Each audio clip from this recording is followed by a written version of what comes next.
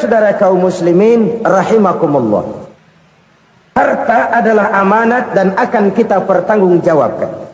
Allah melebihkan rizki sebagian kita dari yang lain agar kita saling tolong menolong, bantu membantu. Nabi janjikan, siapa yang meringankan beban saudaranya muslim di dunia, Allah akan meringankan bebannya di akhirat nanti. Sebuah jaminan dari baginda Nabi. Si orang yang kita bantu barangkali tidak bisa membalas, Allah yang akan membalas lewat jalan lain yang tidak pernah kita sangka-sangka. Selalu berusaha menyimpan sesuatu yang bisa membawa manfaat, baik untuk dirinya, untuk anak cucunya, maupun untuk keluarganya, untuk masa kini dan masa depannya. Kadang simpanan itu berbentuk uang, kadang berupa tanah, lain saat berbentuk pabrik, dan lain sebagainya. Sementara masa depan yang paling pasti adalah akhirat. Jika untuk masa depan dunia kita rela memeras keringat, membanting tulang, pergi pagi dan pulang petang, menyimpan uang, menyimpan tanah, menyimpan pabrik, pernahkah kita merenung jika satu saat kiamat datang, kita dibangkitkan dari kubur masing-masing, berdiri di padang mahsyar untuk mempertanggungjawabkan seluruh kegiatan hidup kita di dunia ini. Lalu kita akan menuju ke alam akhirat. Sudahkah kita mempunyai simpanan untuk akhirat kita? Pada pertemuan kali ini saya ingin menyampaikan sebuah hadis di mana Rasulullah sallallahu alaihi wasallam bersabda, "Arba'un min kanzil jannah." Simpanan sorga ada 4 macam. Yang pertama, ikhfa'us sadaqah, menyembunyikan sedekah. Saudara-saudara kaum muslimin, sebagaimana yang kita maklum bahwa Allah Subhanahu wa taala melebihkan sebagian rezeki dari kita terhadap yang lain. Ada yang kaya, ada yang setengah kaya, ada yang miskin, ada yang setengah miskin, dan selanjutnya. Ada yang gajinya kecil tapi penghasilannya gede. Ada yang penghasilannya gede tapi nggak punya gaji. Ada juga yang memang gajinya gede dan penghasilannya gede. Kelebihan rezeki merupakan sunnatullah dan tidak harus membuat kita merasa lebih dari yang lain. Bahkan sebaliknya, kelebihan itu harus membuat kita ringan tangan untuk menolong mereka yang memang memerlukan pertolongan. Kalau saudara diberikan ilmu, maka pertanyaan akhirat cuma satu: ilmumu kau amalkan untuk apa?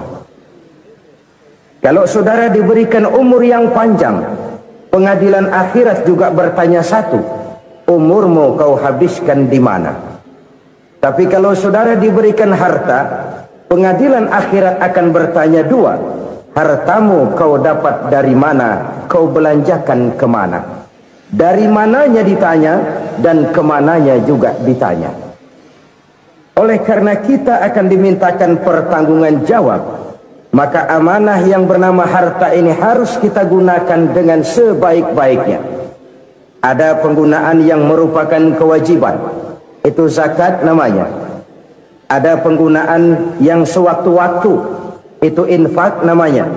Ada yang lebih sewaktu-waktu lagi, dan itu sedekah namanya. Zakat dia terikat oleh haul dan nisab, oleh putaran batas waktu dan ukuran dari harta itu sendiri. Sedangkan infak terikat oleh situasi dan kondisi perekonomian seseorang. Sedangkan sedekah tidak terikat dengan apapun. Dalam kondisi seperti apapun kita bisa melakukan sedekah dengan yang terkecil sekalipun. Sampai-sampai Rasulullah sallallahu alaihi wasallam mengajarkan, la tahkiranna minal ma'rufi syai'an walau an talqa akhaka biwajhin talik. Atau ada hadis, tabassumuka fi wajhi akhika laka sedekah. Senyumanmu kepada temanmu adalah sedekah. Jadi untuk melakukan sodakoh tidak harus dalam berbentuk uang. Dengan ilmu kita bisa sodakoh, dengan tenaga kita bisa bersodakoh, dengan pikiran kita bisa bersodakoh, bahkan senyum kepada teman itu pun sodakoh. Jadi kalau sodakoh dengan uang memang belum punya uang, nyengir aja banyakin. Itu asal pada tempatnya, jangan lalu ketemu tiang listrik cengengesan. Tentu tidak pada tempatnya dan tidak wajar. Nah, sodakoh yang paling dicintai Allah adalah sodakoh yang disembunyikan. Artinya jauh dari sifat riya. Kan kadang-kadang ada orang sedekah itu disebutkan namanya, apa tidak bagus? Kalau memang niatnya ikhlas, ya bagus-bagus saja. Untuk memberikan sugesti kepada yang lain. Di Fulan bin Fulan nyumbang sekian, diumumkan. Boleh kalau niatnya untuk memberikan rangsangan kepada yang lain supaya dia menyumbang lebih besar dari orang tadi. Tapi kalau itu mendatangkan riya, maka sodakoh yang paling dicintai Allah adalah sodakoh yang disembunyikan. Tangan kiri saja tidak tahu apa yang diberikan oleh tangan kanan. Sedekah yang dilakukan dengan ikhlas akan merupakan perbendaharaan surga, tersembunyi dari pandangan orang lain, tidak seorang pun tahu. Karena memang sikap yang baik adalah melupakan kebaikan dan mengingat kesalahan. Itu salah satu ciri orang bahagia. Orang yang selalu mengingat kesalahannya dan berusaha melupakan segala kebaikannya. Kalau dia akan berada kebaikan, dia tidak bisa ikut, dia merasa rugi karena dia merasa belum pernah berbuat baik. Tapi kalau akan melakukan kesalahan baru, dia ingat kesalahan yang sudah-sudah, sehingga terhalang baginya untuk melakukan satu kesalahan baru. Demikianlah saudara-saudara, bahwa Allah melebihkan rizki sebagian kita dari yang lain, agar terjadi tolong-menolong dalam kehidupan ini. Jadi kesenjangan yang nature, kesenjangan yang alami, itu sunnatullah. Ada yang kaya, ada yang miskin, ada yang kelas menengah. Nah, kenapa lalu sekarang kita berusaha mengentaskan kemiskinan? Oleh karena adanya kesenjangan struktural. Kalau yang kaya bisa semakin kaya, kenapa yang miskin tidak bisa naik jadi ikut sedikit kaya? Sebab pada dasarnya Islam adalah agama yang sejak turunnya sudah berupaya memerangi kemiskinan. Bahkan dikatakan kemiskinan itu mendekatkan kepada kekufuran. Orang kalau miskin udah dekat banget sama kafir. Gampang menjadi kafir. Berapa banyak saudara-saudara kita yang oleh karena soal perut, oleh karena soal materi, terpaksa meninggalkan dan menanggalkan akidahnya, menjual petunjuk yang diberikan Allah dengan kesenangan dunia yang cuma sebentar ini. Na'udzubillah thumma na'udzubillah. Jadi makin kita sembunyikan satu sedekah, semakin banyak perbendaharaan kita di surga. Sedekah yang paling dicintai Allah adalah sedekah yang disembunyikan. Malahan ada seorang sufi, dia punya kebiasaan kalau pergi sholat Jumat dia bawa uang, itu uang dia taruh di bawah tikar masjid. Dia niat sedekah kepada siapa saja yang nemuin itu duit. Maksudnya apa? Supaya yang nemuin nggak tahu siapa yang punya duit. Demikian dia saking ingin menyembunyikan sedekahnya. Karena sifat riya itu bisa memakan amal kita sendiri. Riya itu termasuk menyebut-nyebut kebaikan kita. Orang yang suka nepuk dada, sedikit-sedikit ngitungnya kalau nggak gua. Tuh kalau nggak gua tuh yang belas itu kalau nggak gua, iya kalau nggak lu kenapa emang? Orang yang suka menepuk jasa, tuh biasanya memang begitu saudara-saudara. Kalau perang lagi berkecamuk, orang nggak sempat ngaku jadi pahlawan. Tapi begitu perang selesai, yang kagak kenal bedil ngaku pahlawan, mas. Itu sesuatu yang biasa. Oleh karenanya orang-orang yang ikhlas dalam bersedekah, disembunyikannya sedekah itu Allah cinta betul. Malahan ada hadis memberikan jaminan, inna shadaqatal mar'il muslimi tazidu fil umri wa tadfa'u mitatas su'i. Sesungguhnya sedekahnya seorang mukmin tazidu fil umri, bisa menambah umur panjang, wa tadfa'u mitata su'i, dan menyelamatkan manusia dari mati secara su'ul khatimah. Jadi siapa yang kepengen panjang umur, banyaklah sedekah. Yang bosan hidup, pelit terus. Sedekah menambah panjang umur dan menyelamatkan manusia dari mati secara su'ul khatimah. Pak, katanya umur itu nggak bisa ditambah, nggak bisa dikurangin. Kapan? Kalau ajal sudah datang. Fa idza jaa ajaluhum la yastakhiruna sa'atan wa la yastaqdimun. Kalau ajal datang tidak bisa dimajukan, tidak bisa dimundurkan. Itu kalau ajal sudah datang. Tidak bisa lagi umur ditambah dikurangi, sudah datang. Tapi kalau belum datang, itu kan haknya Allah. Mau ditambah, mau dikurangi, hak prerogatif Allah. Sebagai pencipta manusia, Allah maha kuasa dan maha mampu. Sedekah ini menambah panjang umur dan menyelamatkan manusia dari mati secara su'ul khatimah. Itu orang mati kan sama ya, kondisinya mati, nggak nafas. Tapi hakikat mati kan lain-lain. Ada yang mati itu husnul khatimah, baik akhirnya. Misalnya lagi ngaji mati, lagi sholat mati, lagi sedekah mati. Ini yang dinamakan dengan husnul khatimah, baik di akhirnya. Sebaliknya ada yang su'ul khatimah, jelek di akhirnya. Ini yang jadi catatan akhir.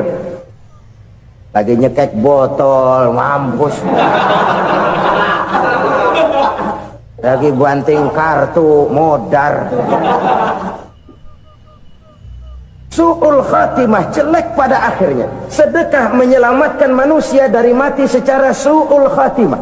Dan kita semua kepengen mendapat husnul khatimah, jauh dari su'ul khatimah. Oleh sebab itu yang bisa menyelamatkan kita dari penyakit itu antara lain adalah sedekah yang disembunyikan, yang dikerjakan dengan ikhlas karena Allah, tidak karena kepengen dipuji orang, tidak karena ingin dikatakan orang pemurah. Sebab orang dermawan itu orang yang memberi tanpa harus diminta. Kalau masih harus diminta, ya belum dermawan namanya, masih harus diminta. Kalau nggak diminta ya tulus, lolos, polos.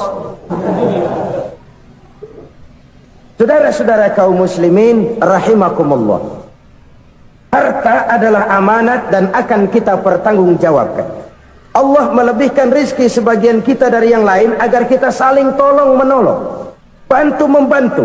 Nabi janjikan siapa yang meringankan beban saudaranya muslim di dunia, Allah akan meringankan bebannya di akhirat nanti. Sebuah jaminan dari baginda Nabi. Si orang yang kita bantu barangkali tidak bisa membalas, Allah yang akan membalas lewat jalan lain yang tidak pernah kita sangka-sangka. Ada orang tanya, Pak, ini ada orang nyumbang masjid sambil marah-marah, bagaimana? Saya bilang sumbangannya aja ambil, marahnya jangan.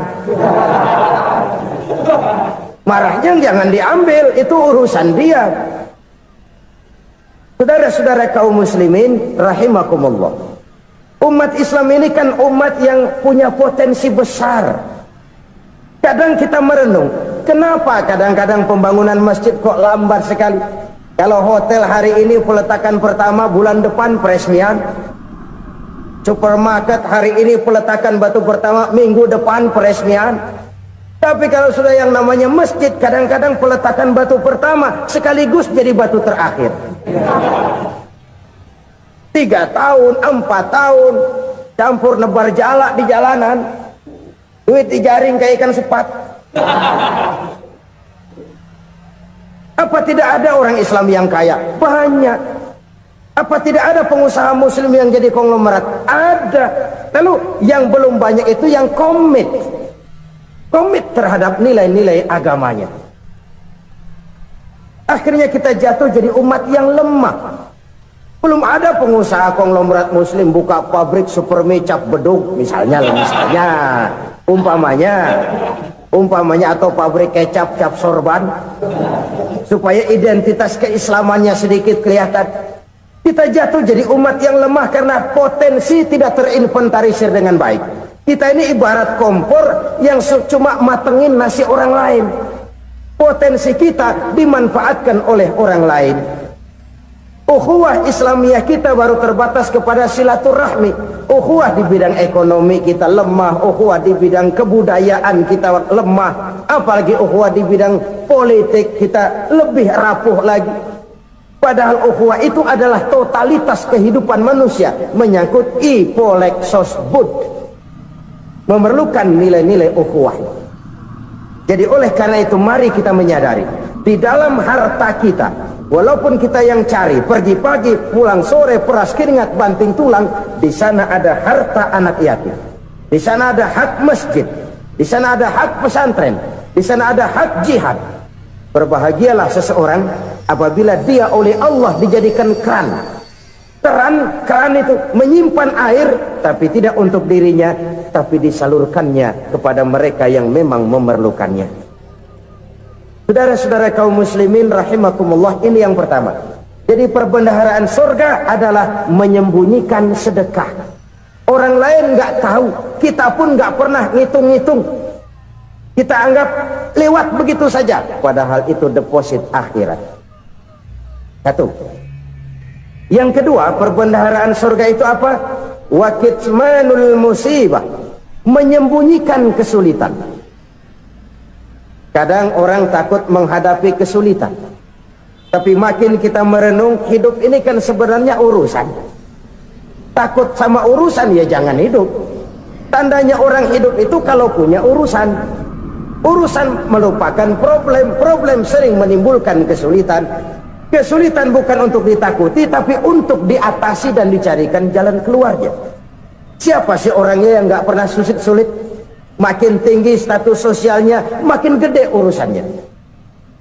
Makin tinggi kualitas imannya, makin berat tingkat kesulitannya. Cuma memang yang namanya enak itu seperti pelangi. Biang lala itu nggak pernah di atas kepala kita, di atas kepala orang melulu. Lo sih enak lo, kata kita. Dia juga bilang yang enak kan lo. Pelangi itu nggak pernah di atas kepala kita. Kata tukang beca, aduh enak ya naik Mercy. Kata tukang beca, apa yang di dalam mobil Mercy? Aduh enak bener tukang beca, di jok ngeringkuk ngorok pules bener. Saya kamar pakai AC sejuk, tempat tidur sutra empuk, alga spring bed, kulak kulik nggak bisa pules kalau belum minum Valium, belum tidur. Enak bener tukang beca, di jok ngorok nggak tahu wetan kulon.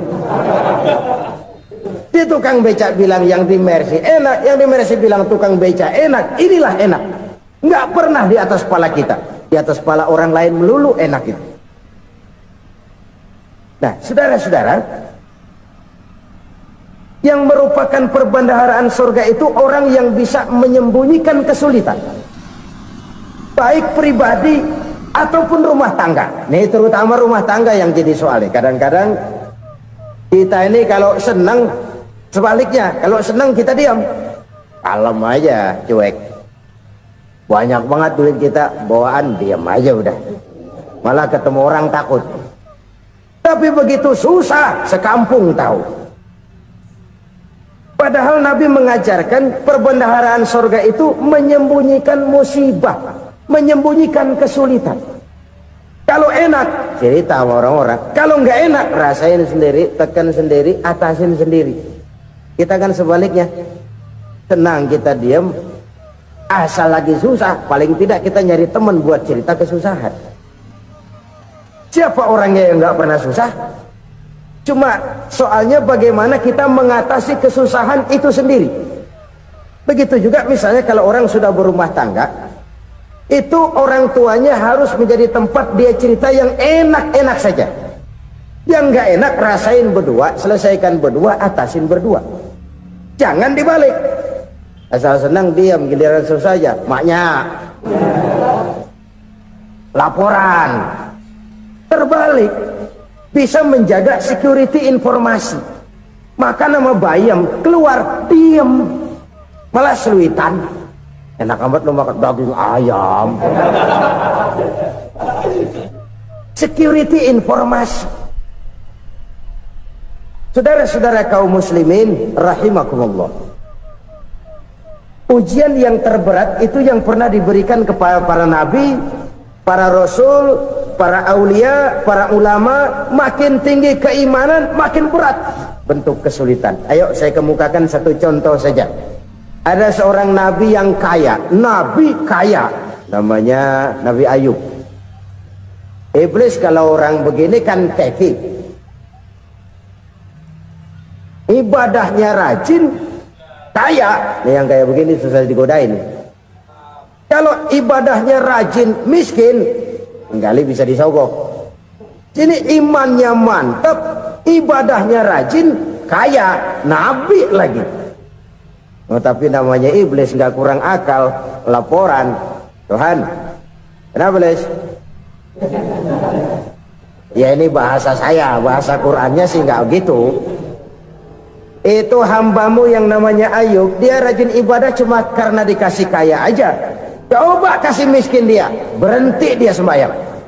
Ah, kamu bisa aja. Saya tahu Ayub itu hambaku yang ikhlas. Saya buktiin Tuhan, silahkan. Dibuktiin lah, iblis turun ke alam ini. Yang mula-mula dia lakukan, dia rusak sawah ladang Nabi Ayub. Dia binasakan binatang ternak Nabi Ayub. Sehingga dalam waktu singkat, jatuhlah Nabi Ayub dari orang paling kaya jadi orang paling miskin. Beliau masih ibadah di mihrab dalam masjid. Datang iblis. Saudara Ayub, ya, lagi ngapain? Ibadah. Nyembah Allah, nyembah Allah. Oh, percuma. Kenapa? Tuhan yang ente sembah nih, dia udah bikin miskin ente. Sawah ladang ente hancur lebur, binatang ternak binasa. Sekarang ente jadi orang paling miskin. Ngapain nyembah Tuhan kayak begitu? Tekor. Udah berhenti dah ibadah, berhenti ibadah. Ini iblis sama Tuhan laporannya lain, yang dikerjakan kepada Nabi Ayub juga lain. Benar begitu iblis kata Nabi Ayub? Iya, sawah ladang saya habis, buras. Binatang ternak saya binasa, binasa. Saya miskin, bangpak. Apa jawab Nabi Ayub? Bukan innalillahi, ya ini hebat. Alhamdulillahillazi a'tani wa akhza minni. Segala puji bagi Allah yang telah memberikan harta kepada saya dan sekarang mengambilnya lagi. Alhamdulillah. Allah yang ngasih, Allah yang ambil. Itu mah urusan Allah. Iblis cuman ibadah jalan terus, sujud lagi Nabi Ayub. Iblis seleher gondok banget. Dasar Nabi nggak mempan dia apa-apain. Miskin malah alhamdulillah. Allah yang ngasih, Allah yang ngambil. Jadi kalau kita tidak komit, kita tidak terikat kepada kaya, miskin, senang, susah, apa yang bisa bikin kita susah? Jadikan kekayaan, kemiskinan, jadikan senang, susah sebagai anak buah yang bisa kita atur. Jangan kekayaan ngatur kita, jangan kemiskinan ngatur kita. Kita yang harus mengatur mereka. Senang, susah, kaya, miskin, bahagia, sengsara, jadikan itu anak buah yang bisa kita atur. Kalau sekarang kita kaya, lain saat boleh jadi kita miskin, semiskin-miskinnya. Allah yang ngasih, Allah yang ngambil. Tenaga mana yang bisa menghalangi? Ibadah jalan terus. Iblis makin gondok. Dasar Nabi loh. Akhirnya apa? Nabi Ayub dikerjain, diberikan penyakit. Demikian fatal penyakitnya. Bayangin, udah miskin sakit. Masya Allah. Miskin sakit. Sakitnya nggak lama, kira-kira 16 tahun. Istrinya 3, 2 mental minta ceraiin. Ngerawatin laki bengek begini. Senang belum tentu, susah udah pasti nih. Cerai aja, cerai dah. Cerai. Tinggal satu Siti Rahmah yang setia menemani beliau. Sesetia-setianya hati perempuan. Satu saat Siti Rahmah bilang, "Bang, iya, abang kan Nabi bang. Lalu namanya Nabi kan doanya jarang meleset bang. Maksud kamu minta kenapa sih sama Tuhan biar abang sembuh baik dah bang?" Siti Rahmah, iya. Saya sakit berapa tahun sih dah? 16 tahun bang. Sebelum ini saya sehat berapa tahun? Ya kira-kira 60 tahun bang. Nah coba ente banding-bandingin Rahmah. Saya dikasih sehat 60 tahun. Dikasih sakit 16 tahun, sudah nggak sabar mau doa kepada Allah minta sembuh. Saya malu kepada Allah. Diuji dengan yang luar biasa seperti ini, tidak mengganggu stabilitas kehambaannya. Dia tetap menghamba kepada Allah Subhanahu wa ta'ala. Saudara-saudara kaum muslimin rahimakumullah, kunci menghadapi kesulitan itu apa? Allah jelaskan dalam satu ayat, wa basyiris sabirin alladzina iza asabathum musibah qalu inna lillahi wa inna ilaihi raji'un. Gembirakan orang-orang yang sabar. Siapa mereka itu? Yang apabila mendapat musibah mereka kembali kepada keyakinan dasar, segalanya dari Allah dan segalanya akan kembali kepada Allah. Ini konsepsi dasar dari sikap muslim dalam menghadapi berbagai kesulitan. Segalanya dari Allah, segalanya akan kembali kepada Allah. Kalau ini sudah kondisi dasarnya, maka kita akan lapang menghadapi kenyataan bagaimanapun pahitnya. Apakah itu namanya miskin, apakah itu namanya sakit, bahkan maut sekalipun, segalanya dari Allah, segalanya akan kembali kepada Allah. Ini sikap hidup, bukan sekedar ucapan. Kita kadang-kadang menjadikannya sebagai ucapan, mulutnya sehingga berhenti innalillahi wa inna ilaihi rajiun, tapi nangisnya terus gerung-gerungan. Bukan itu, ini kesadaran moral. Kalau segalanya dari Allah, segalanya kembali kepada Allah, kan sebenarnya cuma nunggu giliran. Hari ini saya nyembayangin dia, entah hari apa saya disembayangin orang. Hari ini saya antar dia ke kubur, entah hari apa orang nganterin saya ke kubur. Hari ini saya tahlilkan dia, entah nanti kapan orang tahlilkan saya. Segalanya dari Allah, segalanya akan kembali juga kepada Allah. Oleh sebab itu saudara-saudara, kesulitan bukan untuk ditakuti. Kesulitan justru untuk diatasi, dicarikan jalan keluarnya. Dan tidak ada orang yang tidak pernah mendapat kesulitan. Tidak ada. Semakin tinggi status sosial, semakin tinggi kualitas keimanan, semakin besar juga tingkat kesulitan. Hanya saja bagaimana cara kita mengatasinya.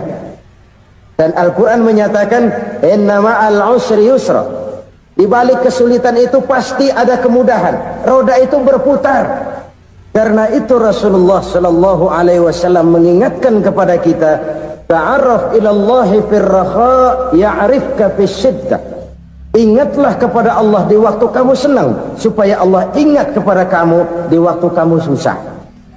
Kalau waktu senang kita ingat kepada Allah, kita susah, Allah tidak akan meninggalkan kita. Tapi kalau waktu senang kita jauh dari Allah, sujud tidak sempat, dengan masjid jauh, ketika senang kita lupakan Allah. Nanti begitu kita susah, Allah lupakan kita, dan itu menyakitkan. Oleh karena itu orang-orang tua kita dulu bilang, kalau lagi sehat ingat-ingat lu bakal sakit nanti.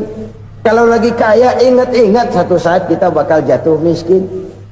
Bahkan kalau lagi muda ingat-ingat kita bakal tua. Dan yang terpenting, kalau lagi hidup ingat-ingat kita bakal mati.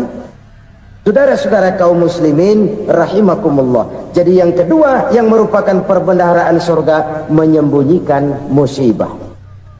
Saudara-saudara kaum muslimin rahimakumullah. Hal ketiga yang merupakan perbendaharaan surga adalah wasilatur rahmi. Orang yang suka bersilaturahmi. Sebagaimana yang kita maklum bahwa manusia adalah makhluk yang disebut zon politika. Makhluk sosial yang tidak mungkin hidup sendiri-sendiri. Betapa dan siapapun kita memerlukan orang lain. Bodoh betul manusia kalau tinggal di tengah masyarakat tapi tidak mau bermasyarakat. Merasa hebat sendiri, pinter sendiri, gagah sendiri, kaya sendiri. Mungkin kalau mati juga ngubur sendiri. Jangankan kita di sini, di sorga saja Nabi Adam waktu sendirian bengong melulu, mondar mandir. Allah tegur dam sepi dam. Ya ini kalau bahasa saya. Iya Tuhan sepi ini nggak ada coret-corekan pisan ini. Diciptakan Siti Hawa baru anteng Nabi Adam. Itu di sorga. Cobalah. Umpamanya saudara tinggal di Jakarta nih. Kayak bener. Apaan aja di Jakarta punya saudara dah. Jembatan Semanggi ambil. Monas, Buntel bawa pulang. Hotel-hotel ambil semua. Cuman tinggal di Jakarta sendirian, apa enaknya? Betapa dan siapapun kita perlu orang lain. Tidak ada seorang pun yang bisa memenuhi kebutuhan hidupnya secara sendiri-sendiri. Nah, Islam telah menyelamatkan manusia dari ras diskriminasi, mengikat manusia dengan persaudaraan yang berlandaskan kepada akidah. Karena itu dianjurkan bersilaturahmi. Bahkan Nabi menyatakan, man arada ayyubsata lahu fi rizqihi wa yunsa'a fi atharihi falyasil rahimah. Siapa yang kepengen diluaskan rezekinya dan dipanjangkan usianya, banyaklah ia bersilaturahmi. Siapa yang kepengen dimudahkan rezekinya, hendaknya ia banyak bersilaturahmi. Kalau banyak teman, kesulitan kan paling tidak ada tempat cerita. Udah susah sendirian, kita pikirin diri, nggak ada tempat tukar pikiran. Cepet banget sama bengek. Dilawan sendiri. Nah, secara makro kita bisa berkata, tidak mungkin ada kemenangan kalau tidak ada kekuatan. Tidak ada kekuatan kalau tidak ada kesatuan dan persatuan. Tidak mungkin ada kesatuan dan persatuan tanpa semangat silaturahmi. Kalau umat Islam mau menang, dia harus kuat. Kalau umat Islam mau kuat, dia harus bersatu. Kalau umat Islam mau bersatu, dia harus membudayakan silaturahmi ini. Bahkan sampai-sampai kata Nabi, kalau bisa cari nilai tambah. Apa? Silman qata'ak. Bersilaturahmilah kau kepada orang yang marah denganmu. Masya Allah, indahnya ajaran agama kita. Orang yang marah pun kepada kita, kata Nabi, kalau bisa bersilaturahmilah kepadanya, kepada orang yang marah itu. Di situ nilai tambah. Cuman jujur nih hadis, ngucapinnya gampang, ngamalinnya yang berat banget. Orang marah sama kita, kita disuruh silaturahmi. Ada apa malu? Lu marah, ada gua marahan lagi. Tunggu pikirin. Saudara-saudara kaum muslimin rahimakumullah. Tapi ini yang diajarkan, bahkan ini yang dicontohkan oleh baginda Rasul. Bagaimana begitu mudah, misalnya satu saat Abu Jahal ini ngatur strategi bagaimana bikin Muhammad celaka. Dia gali lubang di depan tempat tidurnya. Dia tutupin daun korma. Terus dia panggil seseorang, ke sini. Kasih tahu Muhammad, pamannya sakit keras, minta ditengokin. Berangkat orang ini ke sana. Muhammad, labbaik. Pamanmu sakit keras, dia minta ditengokin. Baik, saya akan datang menjenguk beliau. Berangkatlah Nabi ke rumah Abu Jahal tanpa prasangka apapun. Abu Jahal udah pasang setil, selimut 3 rangkap setengah dipakai, persis kayak orang meriang. Tapi sembari ngintip dari balik selimut, begitu Muhammad buka pintu, nah masuk perangkap nih. Muhammad jalan menuju tempat pembaringan. Makin lama makin dekat, makin lama makin dekat, makin dekat ke lubang yang dipasang oleh Abu Jahal itu. Dalam hati Abu Jahal, terus dah jatuh, mampus dah lo ini. Mampus lo hari ini nih. Apa yang terjadi?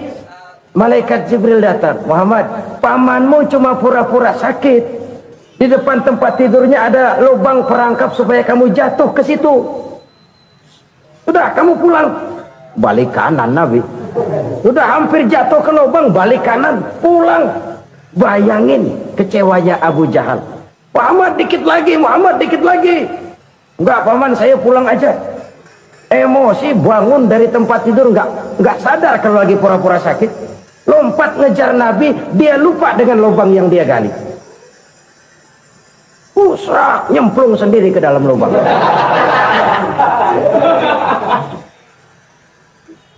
Nabi terus berlalu. Ini terjadi keanehan.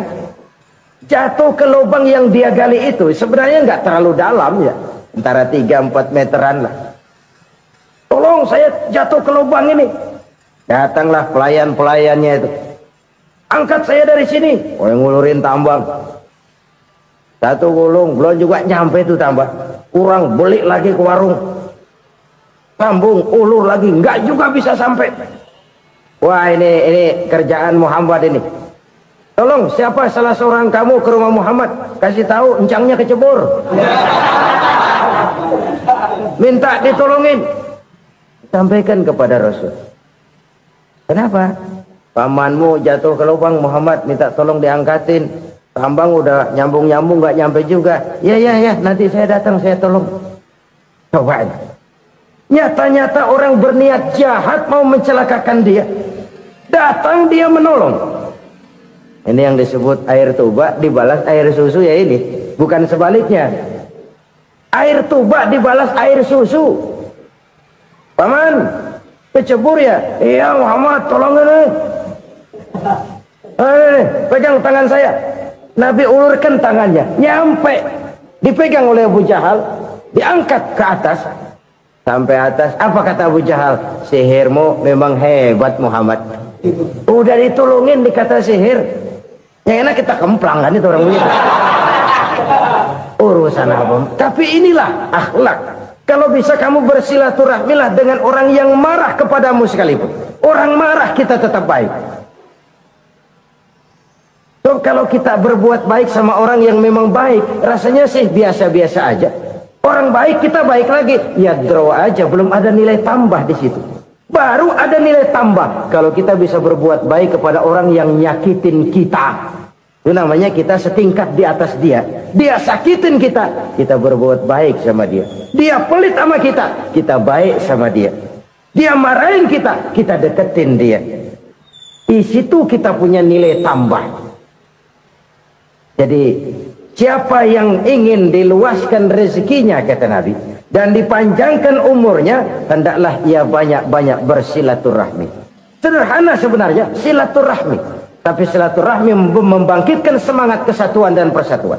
Kesatuan dan persatuan melahirkan kekuatan.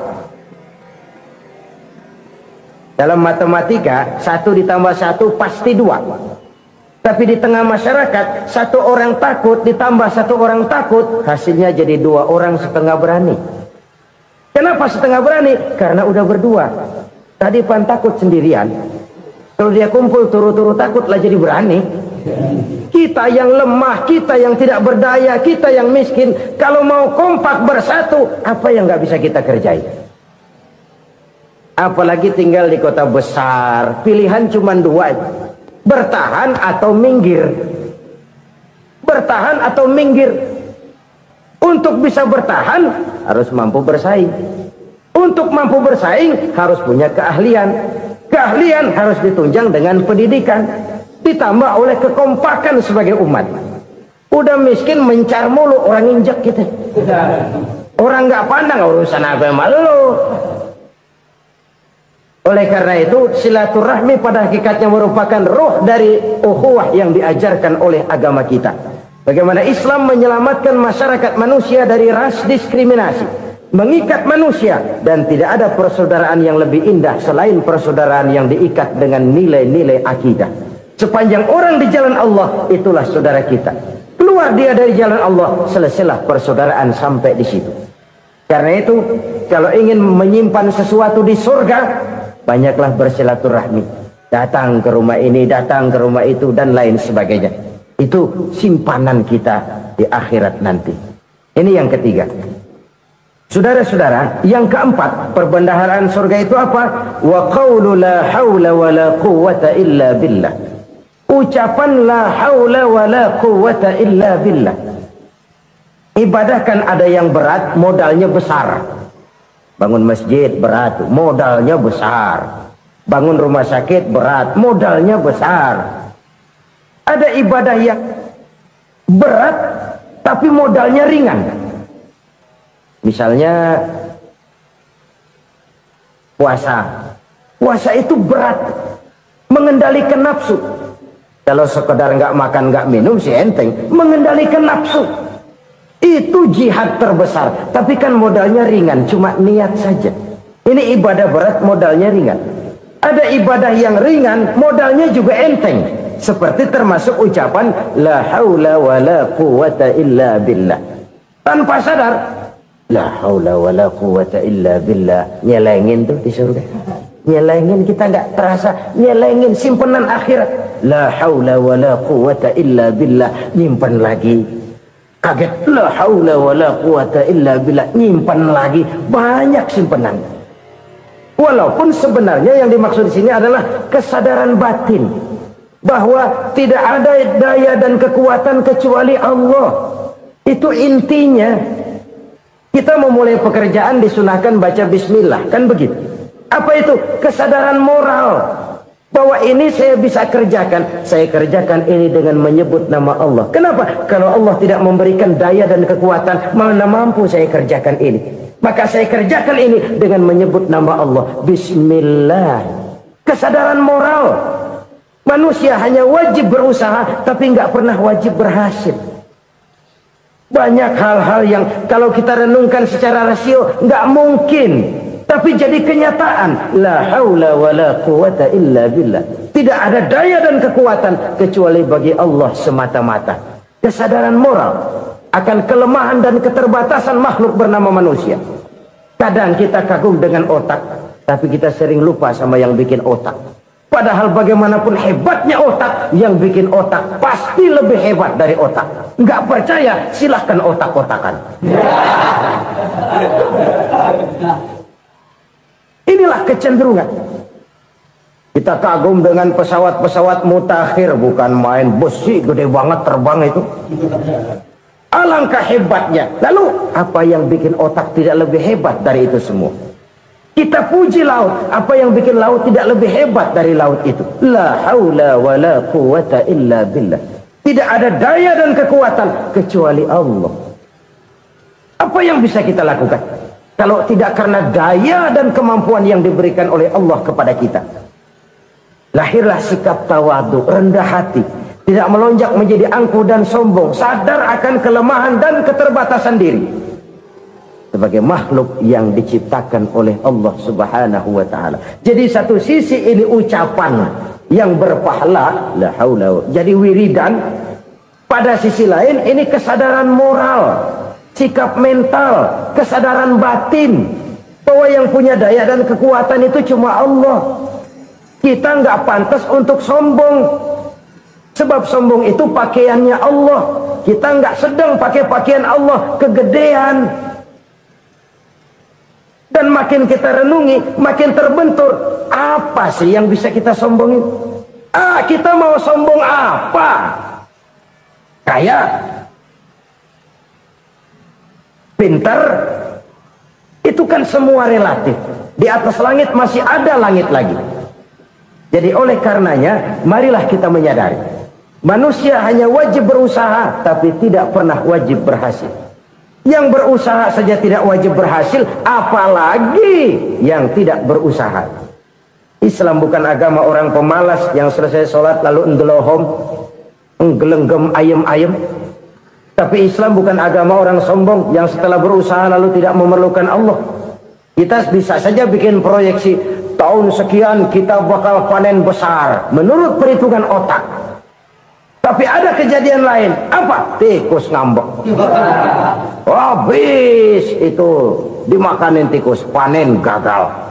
Proyeksi rasional gagal oleh tikus-tikus yang ngambek itu. Bisa saja terjadi. Tahun depan kita panen besar, urung. Kenapa? Musim panas panjang. Dan sekarang ini koran-koran bikin berita musim mengalami penyelewengan. Bukan cuma manusia yang nyeleweng sekarang. Musim pakai nyeleweng. Mestinya kan musim hujan udah selesai, masih hujan-hujan juga. Musim. Nah sekarang kita boleh bikin proyeksi, kita bakal panen besar. Tahu-tahu musim panas panjang, sawah retak, air kering. Cari teknokrat yang paling botak, suruh pendekin tuh musim panas. La haula wala quwata illa billah. Inilah kesadaran moral. Saudara, saya teringat satu saat ada seorang konglomerat. Umurnya ya kira-kira 70-an. Satu saat dia ditanya oleh wartawan, "Pak, umur Bapak berapa sih?" "Ya paling 10 tahun. 10 tahun. 10 tahun. Anak bapak berapa orang? Satu saja. Satu. Harta bapak berapa? Ya paling-paling bangsa 7 juta kali. 7 juta? Iya. Pak, kenapa bapak bohongi saya? Bapak punya buku biografi. Koran-koran, majalah-majalah banyak memuat cerita riwayat hidup bapak. Saya tahu umur bapak 70. Kenapa bilang cuma 7 tahun? Saya tahu anak bapak 8. Kenapa cuma bilang 1? Saya tahu harta bapak miliaran, mungkin triliunan. Pabrik di mana-mana, bank di mana-mana. Kenapa bilang uang bapak cuma 7 juta? Nah, kata si konglomerat tadi, kamu benar nak, kamu benar. Umur saya kalau jumlahnya memang 70 nak. Cuman ingat-ingat saya, baru 7 tahun terakhir ini saya sujud. Baru 7 tahun terakhir ini saya berusaha dekat dengan Allah. Saya laksanakan perintahnya, saya jauhi larangannya. 7 tahun inilah rasanya yang ada nilainya di hadapan Allah. Yang 63 tahun matong, kelabu, kelem umur gue. Habis untuk maksiat, untuk munkarat. Maka ketika ditanya tadi, umur saya 7 tahun itu. Oh begitu Pak. Oh iya. Lalu anak Pak, anak bapak kan 8. Kenapa bilang cuma 1? Nah, kalau jumlah hitungannya memang anak saya 8. Tapi dari 8 orang ini rasanya cuma 1 nih yang bakal jadi buah hati, belahan jantung, pelanjut cerita, penerus sejarah, bakal jadi anak soleh yang akan mendoakan saya. Cuma 1 rasanya anak saya ini yang bakal jadi buah hati saya, besar-besaran saya, yang akan mendoakan di kubur saya, yang akan mendoakan di akhirat saya.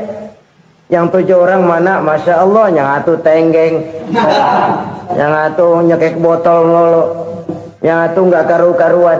Makanya saya bilang 1 anak saya yang akan bisa mendoakan saya. Oh begitu Pak. Iya. Nah harta Pak, harta bapak kan triliunan. Pabrik bapak di mana-mana. Uang bapak hampir di tiap bank-bank besar. Kenapa bilang cuma 7 juta? Betul kau nak. Harta saya kalau jumlahnya memang miliaran, triliunan mungkin. Tapi yang saya ingat baru 7 juta tuh yang saya belanjakan di jalan Allah. Saya nyumbang masjid, saya santuni yatim piatu, saya bantu pembangunan pesantren, saya bantu pembangunan rumah sakit Islam. Itu yang akan saya bawa pulang ke akhirat, yang 7 juta itu. Yang triliunan itu nanti akan diperebutkan oleh anak-anak saya sebagai waris saya. Jadi harta saya 7 juta itu yang bakal nemenin saya di akhirat, yang akan saya bawa pulang jadi teman saya. Saudara-saudara kaum muslimin, jangan-jangan orang tua itu adalah kita-kita ini. Jangan-jangan kita-kita ini adalah orang tua itu. Jangan-jangan itu potret dari diri kita masing-masing. Dari sekian umur yang diberikan Allah, berapa tahun yang ada nilainya di hadapan Allah? Dari sekian anak-anak yang merupakan amanah, berapa yang akan mendoakan kita sebagai orang tuanya menjadi anak soleh? Dari sekian banyak harta yang diberikan Allah, berapa yang akan kita bawa pulang menghadapnya nanti, yang kita belanjakan di jalan Allah? Ini sebuah potret kehidupan. Karena itu kita kembali kepada la haula wa la quwwata illa billah.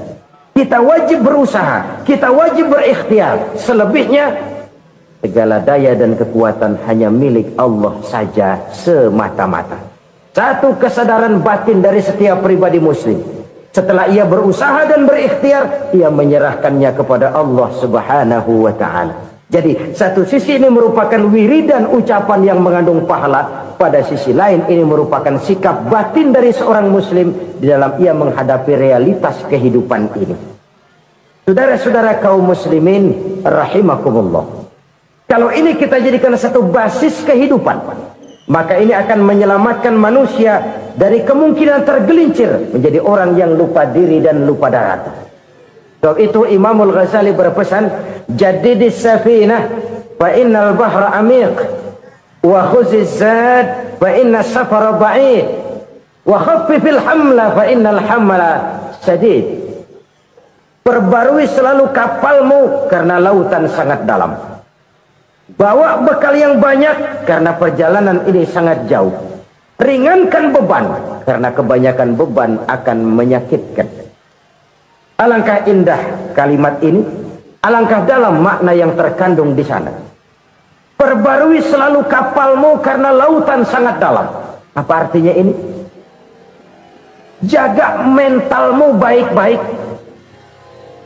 Pelihara imanmu baik-baik, karena hidup penuh cobaan seperti lautan. Kita kalau berlayar di lautan kan kadang-kadang tenang, angin bertiup sepoi-sepoi basah. Jika malam datang, bintang gemintang bertabur menghias cakrawala. Rembulan memantulkan sinarnya dengan indah. Dalam keadaan begitu berlayar enak. Tapi lain saat ombak menggunung, halilintar menyambar, angin topan bertiup. Berapa banyak sudah saudara-saudara kita yang tenggelam di lautan dunia tanpa sadar bahwa dia belum sampai kepada pantai yang akan dituju. Berapa banyak sudah saudara-saudara kita yang tenggelam di lautan dunia ini tanpa sempat bangkit lagi. Dia menyangka sudah sampai kepada tujuannya. Hati-hati kapal jangan sampai bocor karena lautan sangat dalam. Iman ini jaga baik-baik karena hidup penuh dengan ujian. Wa khuzizat fa inna safara ba'id. Bawa bekal yang banyak karena perjalanan sangat jauh. Saudara mau ke Bandung, bawa duit. Saudara mau ke Surabaya, banyakan lagi duitnya. Saudara mau ke Mekah, gepokan, iketan tuh duit nggak lembaran lagi. Makin jauh perjalanan, makin banyak bekal yang harus kita bawa. Kalau saudara dari Jakarta mau ke Surabaya, kagak bawa duit berangkat juga, itu sih bukan berani namanya, nekat. Sampai Surabaya belum tentu, sengsara di jalan udah pasti. Kenapa? Nggak bawa bekal berangkat. Sama juga kita nih, misalnya belum sempat sembahyang, mati. Waduh, berani banget orang. Belum punya bekal, mati. Sengsara di jalan. Atau bekal tidak cukup. Dari Jakarta saudara mau ke Surabaya, bawa duit 500 perak. Paling jauh Cikampek nyampenya itu. Paling jauh itu. Antara jauhnya perjalanan dengan bekal yang saudara bawa tidak seimbang. Hidup ini perjalanan panjang. A walking tour. Dimulai dari alam arwah. Sebelum jasad diciptakan, roh diciptakan lebih dulu. Dari situ pindah ke alam rahim. Dari alam rahim pindah ke alam dunia. Dari alam dunia pindah ke alam barzah. Baru menuju akhirat. Satu perjalanan panjang. Kalau bekal tidak bawa, sengsara di jalan. Bawa bekal yang banyak karena perjalanan ini sangat jauh. Wa khaffifil hamla, ringankan beban karena beban itu cuma akan menyulitkan. Kalau bekal itu sih keperluan, tapi beban nggak kita perluin, cuma ngeberat-beratin. Apa ini beban? Dosa. Kecurangan, kebatilan, kesoliman, ketidakadilan, kesewenang-wenangan.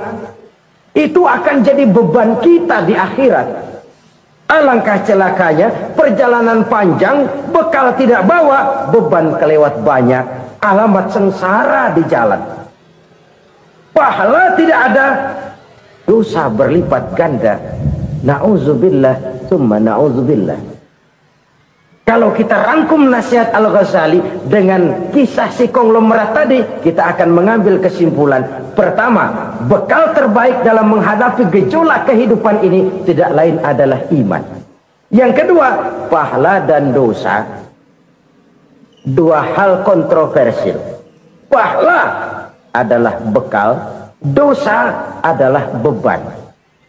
Tapi kita sekarang kan tidak begitu terangsang kepada yang abstrak. Orang berlomba mencari yang konkret-konkret saja. Yang real.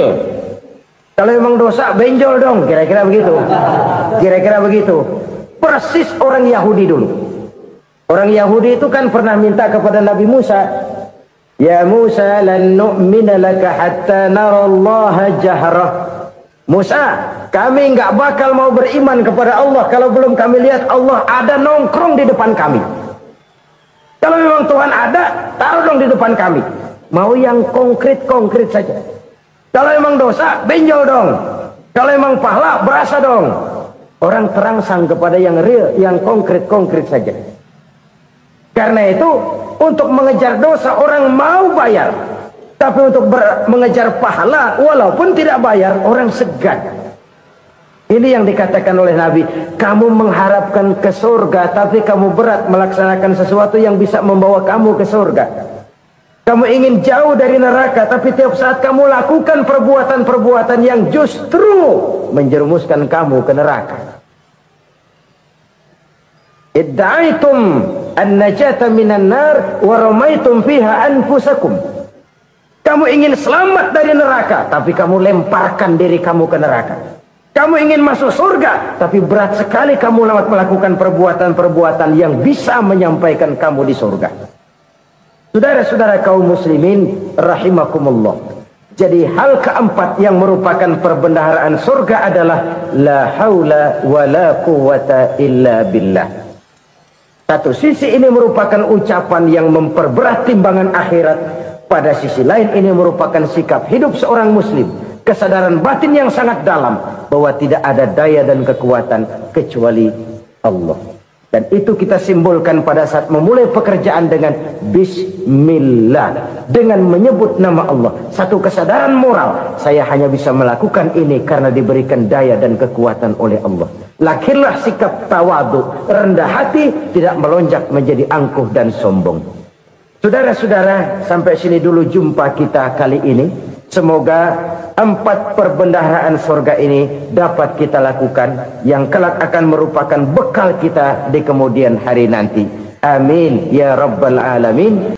La ilaha illallah, bahwa tidak ada Tuhan yang perlu disembah selain daripada Allah subhanahu wa ta'ala. Ini hakikatnya merupakan inti daripada ajaran rasul-rasul terdahulu. Kenapa? Seluruh rasul bersumber dari satu sumber yang sama, yaitu dari Allah subhanahu wa ta'ala. Maka prinsip ajaran ketuhanan yang mereka bawa tentu saja sama. Nabi Adam mengajarkan la ilaha illallah, Nabi Nuh mengajarkan la ilaha illallah, cuma tentu sambungannya Nuh Rasulullah. Nabi Ibrahim mengajarkan la ilaha illallah, Ibrahim Rasulullah. Nabi Musa mengajarkan la ilaha illallah, Musa Rasulullah. Bahkan Nabi Isa mengajarkan la ilaha illallah, Isa Rasulullah. Dan Nabi Muhammad mengajarkan la ilaha illallah, Muhammadur Rasulullah. Akhlak manusia kepada Allah dengan menanamkan tauhid. Jadi kalau ingin berakhlak yang benar kepada Allah, jaga tauhid, pegang teguh akidah. Saudara-saudara kaum muslimin rahimakumullah, lawan daripada tauhid adalah kufur. Kufur bisa 2, bisa kufur iman, bisa kufur nikmat. Kufur itu sifatnya, kafir itu orangnya. Ada orang kufur iman, dan ini merusak akhlak kepada Allah subhanahu wa ta'ala. Kufur iman itu kadang-kadang bentuknya syirik, orangnya disebut musyrik. Kufur iman itu kadang-kadang bentuknya nifaq, orangnya disebut munafik. Kufur iman itu kadang-kadang bentuknya riddah, orangnya disebut murtad. Ini merupakan jenis daripada kufur-kufur iman dan tergelincirnya manusia daripada akhlak kepada Allah subhanahu wa ta'ala. Benar, di zaman sekarang kita tidak menyembah berhala. Memang di zaman sekarang kita tidak menyembah patung. Iya, kita tidak berkeyakinan Tuhan lebih dari satu. Tapi kadang-kadang akhlak kita kepada Allah sering lentur dan luntur, sering bergoyang dan tergoncang, sering kena erosi dan polusi. Bahwa kita tidak menyembah Latta, Uzza, Manat dan Hubal seperti masyarakat jahiliyah dahulu, memang.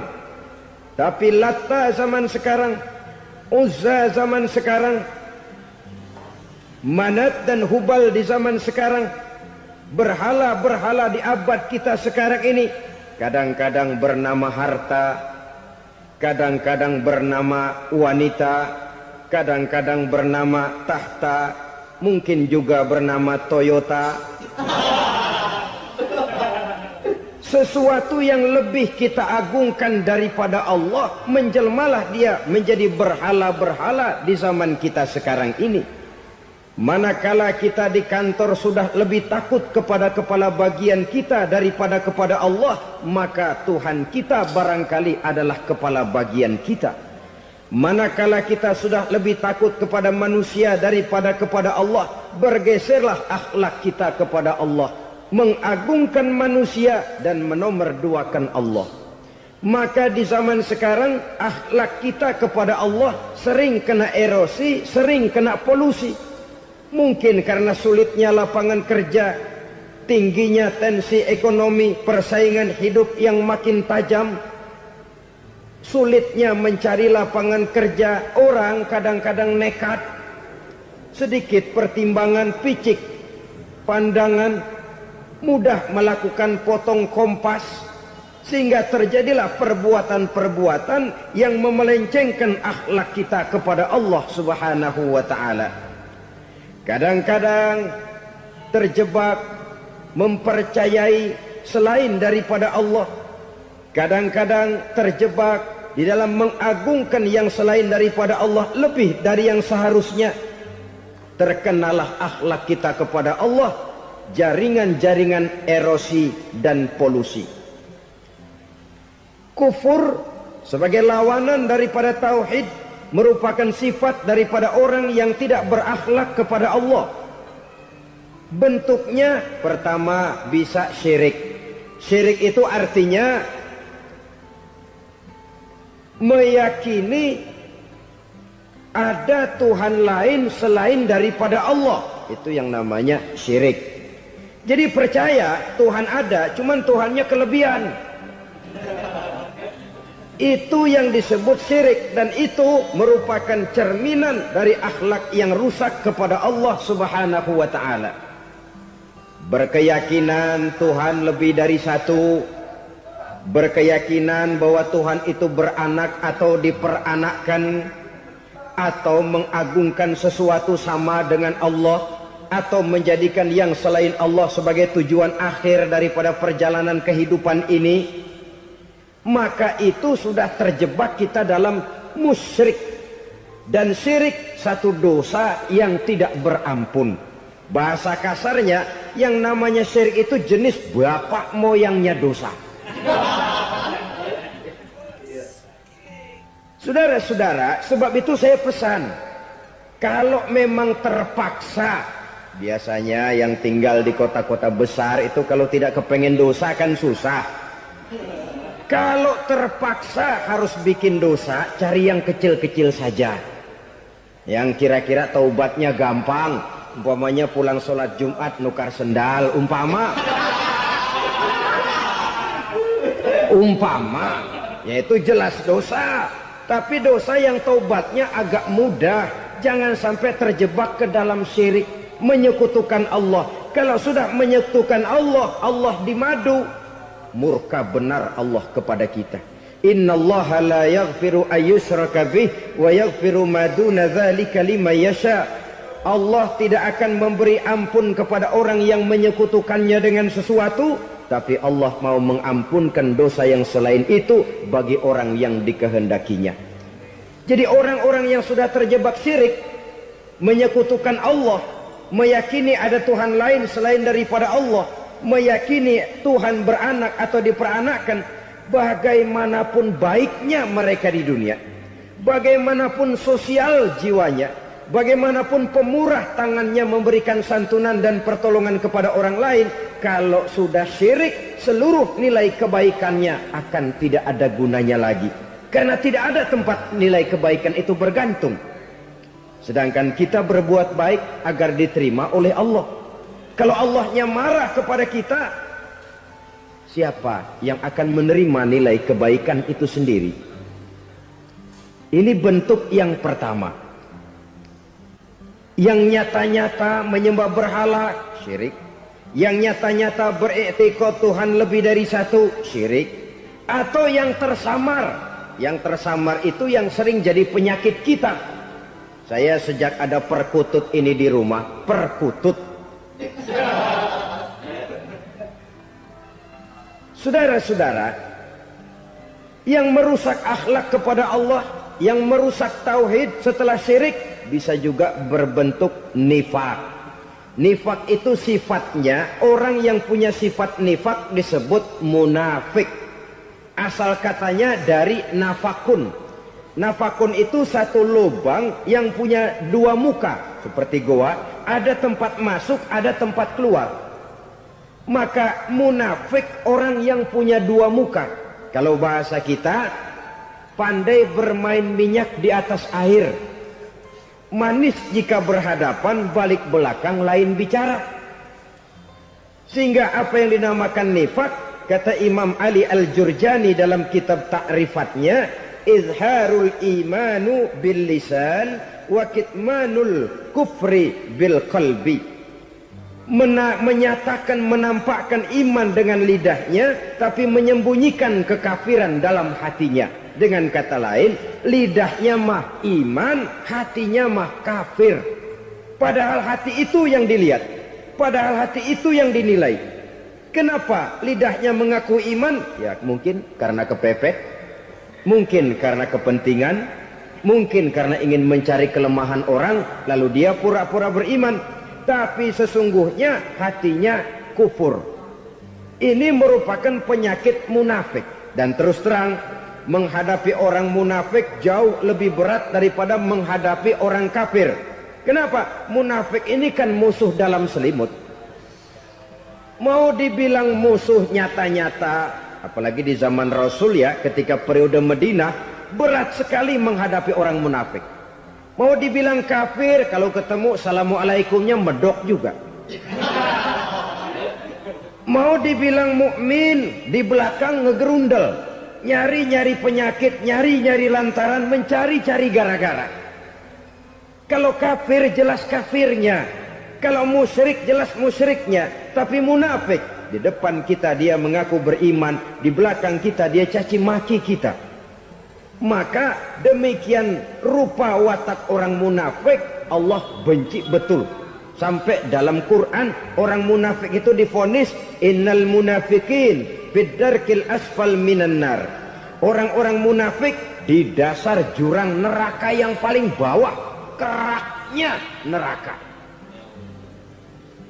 Saudara-saudara kaum muslimin rahimakumullah. Sebab munafik sangat berbahaya, membahayakan umat, membahayakan agama. Di depan kita mereka ngaku pura-pura beriman. Kalau pidato luar biasa, memuji agama setinggi langit, menampakkan seolah-olah dia orang yang dekat dengan agama. Saudara-saudara, agama penting, agama mutlak. Tapi yang ngomong begitu agamanya apa? Remeng-remeng. Cuma sekedar lipstick, cuma sekedar dekorasi, cuma sekedar kamuflase. Buat ngibuli orang lain, dia mengaku beragama, mengatakan agama mutlak, menganggap agama penting, seolah-olah memperhatikan benar tentang tatanan kehidupan beragama, tapi sebenarnya di hatinya tidak lebih berkecamuk penyakit-penyakit kufur. Maka sifat munafik ini termasuk menodai tauhid, artinya merusak akhlak kita kepada Allah Subhanahu wa ta'ala. Sifat yang ketiga yang juga merusak akhlak kita kepada Allah dinamakan riddah. Riddah itu sifatnya, orang yang punya sifat riddah disebut murtad. Murtad keluar dari Islam. Keluar dari Islam tentu tadinya di dalam Islam. Oleh satu perbuatan dia bisa menjadi murtad. Misalnya tadinya dia iman benar kepada Allah, tapi melarat. Kadang-kadang sehari masak, 3 hari libur. Akhirnya oleh kesulitan ekonomi dia tidak kuat. Ada yang menawarkan kebaikan, dibawain supermi, dibawain obat-obatan, diberikan beras. Goyah imannya. Keluar dia dari Islam, ikut agama orang yang memberikan pertolongan kepadanya, memilih kesenangan sebentar dengan mengorbankan kebahagiaan yang kekal. Maka orang semacam itu riddah sifatnya, murtad orangnya, keluar dari Islam. Dan yang menyebabkan kita murtad bukan cuma orang nyata-nyata memproklamirkan diri keluar dari Islam lalu mengikuti agama orang lain. Bukan cuma itu. Mengakui ada Rasul lagi sesudah Nabi Muhammad bisa menyebabkan kita murtad. Mengingkari nikmat Allah bisa menyebabkan kita murtad. Meyakini semua agama benar bisa menyebabkan orang menjadi murtad. Meragukan kesempurnaan dan kelengkapan Al-Quran bisa menyebabkan orang jadi murtad. Mengingkari sunnah bisa menyebabkan orang menjadi murtad. Banyak hal-hal yang bisa mendatangkan penyakit riddah dan membuat pelakunya menjadi murtad. Dan ini menodai akhlak kita kepada Allah Subhanahu wa ta'ala. Itu tadi kufur iman, saudara-saudara. Nyata-nyata mengingkari Allah, baik dalam bentuk syirik, nifak ataupun riddah. Kufur yang kedua dinamakan kufur nikmat. Apa itu kufur nikmat? Sitru nikmatil mun'im au ya'malu fi mukhalafatil mun'im. Menutup-nutup nikmat Allah atau melakukan perbuatan yang menentang, bertentangan dengan kehendak yang memberikan nikmat. Jadi kufur nikmat pertama, nutup-nutupin Tuhan. Tuhan jalingin. Duit lu banyak amat, dari mana? Gua kerja. Lalu kerjanya nomor satu. Orang yang berakhlak kepada Allah, dia akan menjawab, kamu uangnya kok banyak, dari mana? Rizki dari Allah. Caranya, saya kerja. Kerja itu cara, rizki itu dari Allah datangnya. Bukankah di zaman sekarang kita sering terpeleset? Ini merupakan cerminan dari rapuhnya akhlak kita kepada Allah Subhanahu wa ta'ala. Karena usaha saya memang, karena saya peras keringat banting tulang, tentu. Tapi sadarkah kita bahwa sepanjang yang bisa kita lakukan cuma berusaha, peras keringat banting tulang?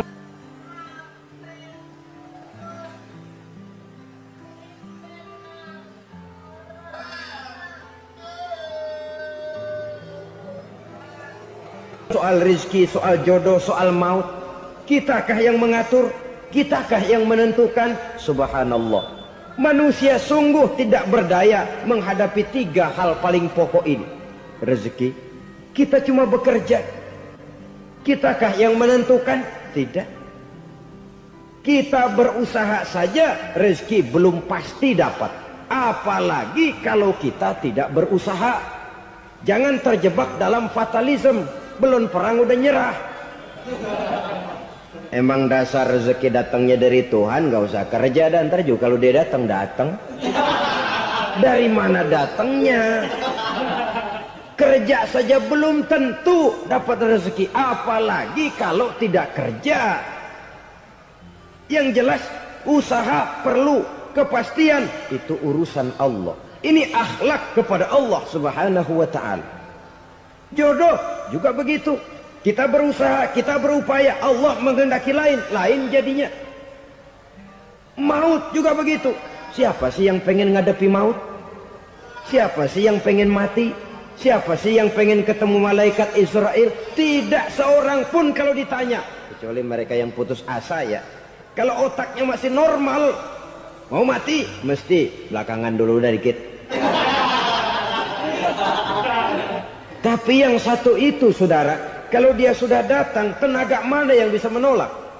Kalau dia sudah berkunjung, kekuatan mana yang bisa menghindar? Kalau dia sudah ingin bertemu, kemana kita bisa melarikan diri? Manusia sepanjang yang dia lakukan hanya berusaha, tapi kepastian, ketentuan dari Allah Subhanahu wa ta'ala. Orang yang kufur nikmat, nutup-nutupin Allah. Dia merasa rezekinya adalah mutlak peras keringatnya. Seolah-olah Allah nggak punya peranan apa-apa di situ. Oh, ini kan saya bisa rumah begini karena saya kerja keras. Oh, ini mobil saya begini, saya kerja keras. Peras keringat, banting tulang, keras.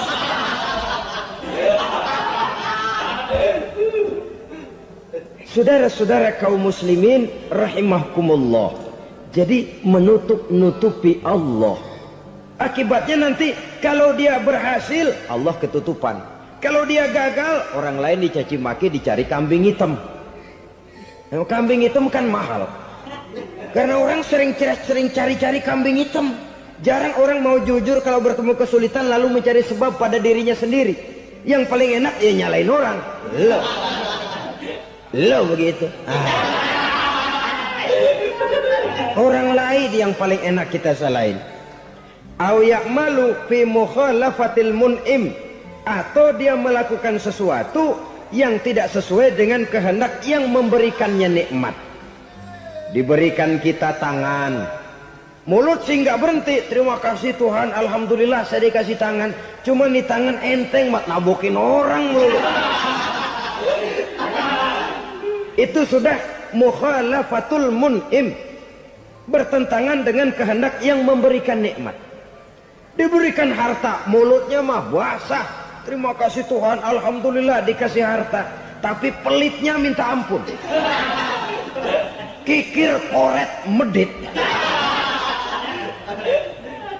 Ini juga termasuk kufur nikmat, mempergunakan suatu nikmat bertentangan dengan kehendak daripada yang memberikan nikmat itu sendiri. Saudara-saudara kaum muslimin rahimakumullah, oleh karenanya kufur iman memang lebih bahaya daripada kufur nikmat. Tapi jangan lupa, kufur nikmat bisa menyeret orang kepada kufur iman. Nah kalau Allah udah dialingin, Tuhan sudah dinomor duain, lama-lama kenapa dia tidak mendewakan dirinya sendiri, mendewakan pangkatnya, mendewa-dewakan otaknya, mendewa-dewakan kemampuannya?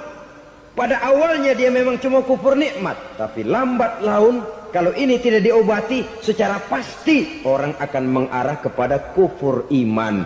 Bisa berbentuk syirik, bisa berbentuk nifak, bisa berbentuk riddah.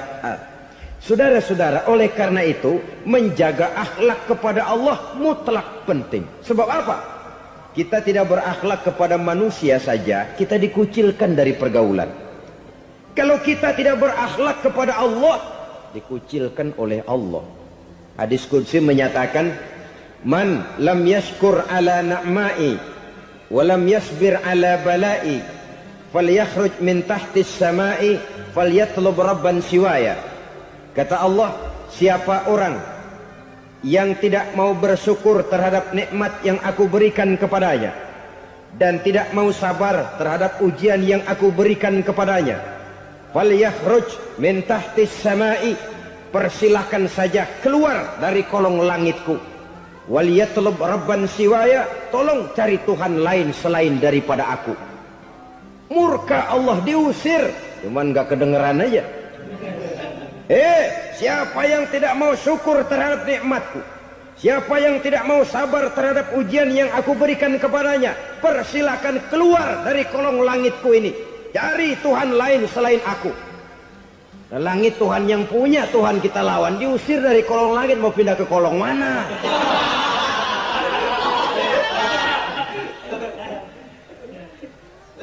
Jadi jangan merasa kufur nikmat kan enteng. Iya, kelihatannya begitu, tidak sebahaya kufur iman. Tapi kufur nikmat ini merupakan anak tangga yang kalau kita sudah mulai naik, kita akan naik terus sampai kepada tingkat di mana kita mengalami kufur iman. Kalau sudah ke sana, maka akhlak kita kepada Allah terkenalah erosi, terkena polusi, hancur akhlak kepada Allah, dan itulah sumber kesengsaraan abadi. Kalau cuma kita tidak berakhlak kepada manusia, barangkali resikonya cuma kehidupan di dunia ini. Mungkin juga ada kehidupan akhirat. Tapi kalau sudah tidak berakhlak kepada Allah, dunia akhirat kita rugi dan celaka. Maka pada kesempatan ini saya mengajak, marilah jaga baik-baik akhlak kita kepada Allah. Satu kali kita bertauhid, sampai mati kita bertauhid. Satu kali la ilaha illallah, jangan tergelincir lagi kita keluar daripada kalimat itu. Satu kali kita bertuhankan Allah, jangan bertuhan yang lain selain daripada Allah. Jangan sekutukan Allah, jangan samakan Allah dengan sesuatu, jangan mengangkat yang lain sama agungnya dengan Allah. Sebab dengan demikian kita seolah-olah sudah mengotori akhlak kita kepada Allah Subhanahu wa ta'ala. Saudara hadirin yang saya hormati, jadi oleh karenanya akhlak kita kepada Allah merupakan basis daripada kehidupan beragama. Kalau itu sudah mulai rapuh, mulai terkena erosi dan polusi, mulai rusak, dikhawatirkan nanti nilai ibadah kita kepada Allah juga akan turut ambruk karenanya. Saudara-saudara kaum muslimin rahimakumullah, tugas yang kedua memperbaiki akhlak manusia kepada sesama manusia. Kita tahu Islam sesuai dengan namanya adalah agama damai. Maka akhlak manusia kepada sesama manusia menempati porsi yang penting dalam kehidupan beragama. Bagaimana seorang muslim bergaul, bertata krama terhadap sesama manusia. Mari kita lihat lebih jauh persoalannya. Untuk memudahkan pembicaraan dari kacamata agama, kita kelompokkan saja manusia itu dalam dua. Pertama yang seiman dan yang kedua yang tidak seiman. Yang tidak seiman itu kita sebut saja kufur atau kafir. Nah, kepada yang kafir pun kita diajarkan untuk berakhlak. Apalagi kepada yang memang nyata-nyata seiman, sekeyakinan, seakidah. Kemanapun Islam datang, ke negara manapun ia masuk, ia tidak menaburkan kerusakan. Jadi tidak benar kalau orang pernah itu menggambarkan, saking sentimennya seorang orientalis pernah menggambarkan Nabi Muhammad di tangan kirinya Quran, di tangan kanannya pedang. Menggambarkan seolah-olah Islam dikembangkan dengan kekerasan. Sebenarnya tidak sama sekali. Kalaupun dalam sejarah perkembangan Islam pernah terjadi perang, maka perang dalam Islam sesungguhnya apabila kita amati sejarahnya bukan untuk memaksakan agama. Karena memang agama tidak bisa dipaksakan. Tetapi justru untuk mempertahankan agama dari segala macam hambatan, rintangan, hinaan dan fitnahan. Tapi kemanapun yang jelas Islam masuk, dia tidak pernah membuat kekacauan, kerusuhan ataupun penghancuran. Candi Prambanan bahkan dipugar, gereja-gereja tidak ada yang dihancurkan oleh umat Islam. Kenapa? Islam agama damai. Soal agama, soal lakum dinukum waliyadin, la ikraha fid din, qad tabayyana ar-rusdu minal ghayy. Tidak ada paksaan dalam beragama, sebab nyata yang benar dengan yang tidak benar. Belum pernah ada orang kafir masuk ke perkampungan orang Islam lalu dikejar-kejar, diteriakin kafir, kafir, sunatin.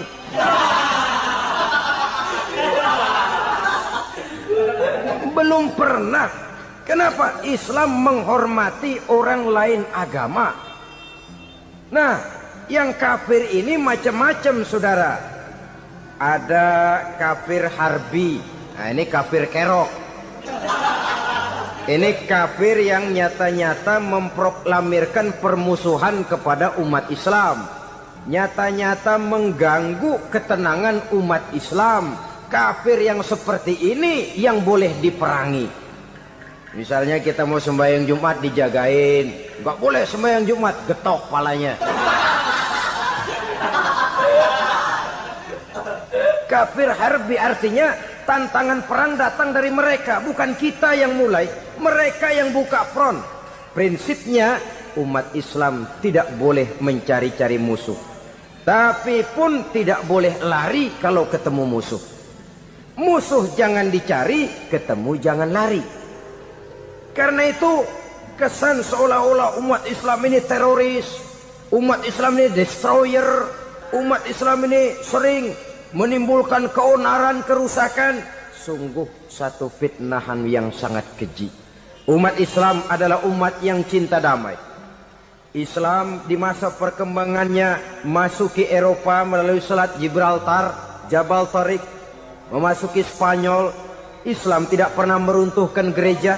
Islam tidak pernah membunuh orang-orang Nasrani. Bahkan Islam mewariskan peradaban dan kebudayaan yang begitu tinggi nilainya di bidang ilmu pengetahuan. Sampai ketika itu Barat banyak mengkaji ilmu pengetahuan dari dunia Islam. Buku-buku berbahasa Arab diterjemahkan ke bahasa Yunani, dipelajari oleh para cendekiawan di negeri barat sana. Mereka mengambil manfaat yang banyak dari masuknya Islam ke Eropa. Sementara gereja tetap berdiri dengan megahnya. Kuil-kuil tempat peribadatan tidak satupun yang diusik-usik. Kenapa? Islam agama yang cinta damai. Asal dia tidak diganggu, asal kehormatannya tidak dihinakan. Jadi kafir harbi, kafir yang nyata-nyata nantang perang, ngajak berkelahi. Itu kafir yang nyari penyakit. Kafir harbi ini boleh diperangi dengan catatan mereka yang memang mulai. Yang kedua, kafir zimmi.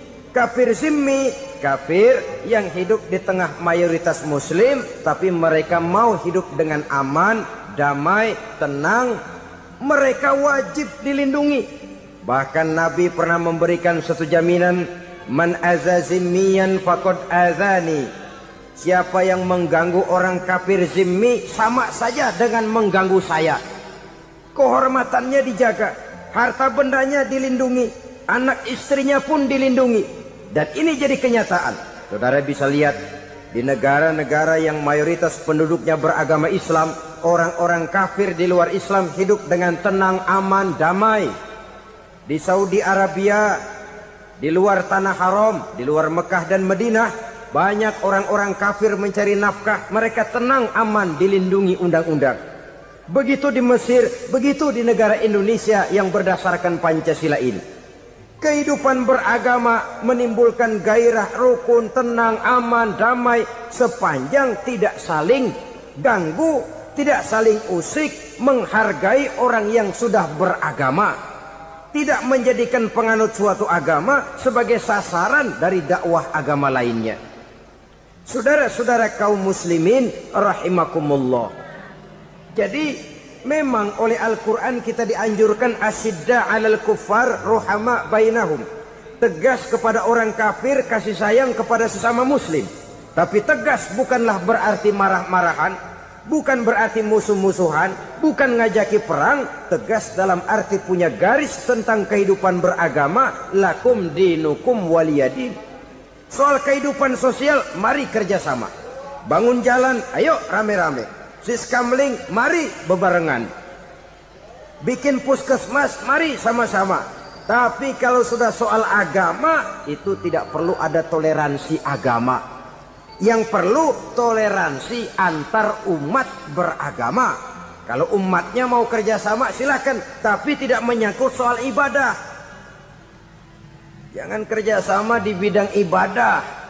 Itu kerjasama yang salah pasang, saudara-saudara. Sehingga dengan demikian toleransi adalah menyangkut kehidupan antar umat beragama.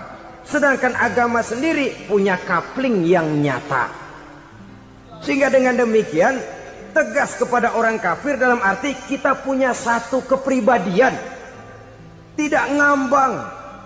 Nggak lalu kalau ditanya orang, sebenarnya agama lu apa sih? Gua mah gimana musimnya aja. Agama pakai musim kayak rambutan. Akhirnya ya begitu musim-musiman. Ke masjid kelihatan, ke gereja hayo, ke candi nongol, ke apa? Bingung malaikat bagaimana nyatetnya nih bocah ini. Di mana aja ada. Kita punya satu kepribadian. Saya muslim dan garis saya ini lakum dinukum waliyadi. Bagi Tuhan persilakan agama Tuhan, bagi kami agama kami. Kami hormati Tuhan, Tuhan hormat kepada kami. Tapi soal agama, couplingnya jelas. Kerjasama, mari urusan muamalah, bidang sosial. Yuk kita siskamling sama-sama dengan orang lain agama. Mari jaga kerukunan, kesatuan, persatuan, kekompakan.